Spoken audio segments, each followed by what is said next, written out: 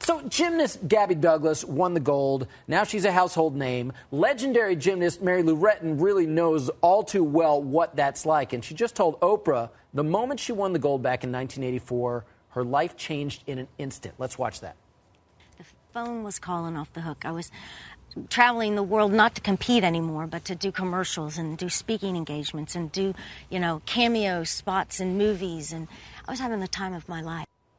Yeah, to Mary Lou's point, Stephen, I mean, the opportunities really just start to pour in once they have these victories. How lucrative can all of that Olympic gold be for these stars? Well, here's all you need to know. There was a report that came out today that Gabby Douglas has the potential to make about $90 million. $90 million? About $90 million. Holy smokes. What you're talking about, we know how, as a gymnast, we know how sensational she was, particularly last night in her performance, and obviously when her team won the gold medal the other night. But the reality is that if you've got that smile, if you're well-spoken, if you're somebody that has successfully ingratiated yourself with the American public, whereas they're looking at you and you're a friendly face, you're somebody they feel they can market, then they're going to pounce on you immediately. As an Olympian, as opposed to an NFL, Major League Baseball, or an NBA player or somebody like that, you're an Olympian, so you get an opportunity to compete once every 4 years. So you really have to capitalize on that. You ink an endorsement deal that has either a degree of longevity to it or where you can maximize it monetarily in the initial stages or the initial aftermath of the Olympics. So if you're Gabby Douglas,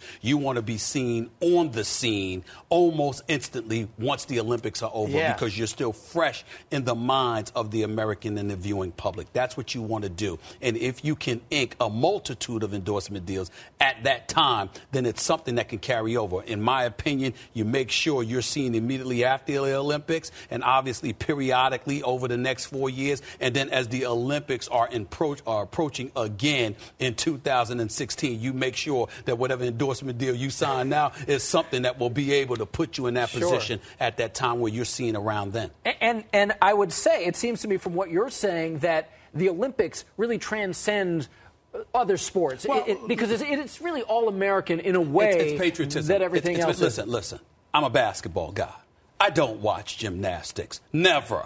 Except during the Olympics. Of course. I could care less about swimming. But I know who Mark Spitz is, and I know who Michael Phelps is. Track and field is something that interests me to some degree. But do I watch it on a Saturday afternoon? Maybe if I'm flicking the channels and I run into it by accident. But I'm really not interested. Yet the Olympics roll around, and I still remember Carl Lewis, okay? So you think about those things, and you recognize the importance of those events. Yes, swimming. Yes, gymnastics. Yes, track and fields are sports that resonate with us, but it's usually around Olympic time more so than at any other time. So when you know that's the reality, then obviously you've got to maximize your potential. You've got to pounce on those endorsement opportunities when they present themselves. Well, that is also why, you're a basketball guy watching gymnastics, and that's why all of Hollywood is tuning in, too. I want to read a couple of the tweets that we're seeing from Hollywood. One from Lil Wayne. He writes, "High praises to Michael Phelps." Taylor Swift tweeted, "So blown away by Missy Franklin." Beyonce to Gabby Douglas, "A thrill to watch you."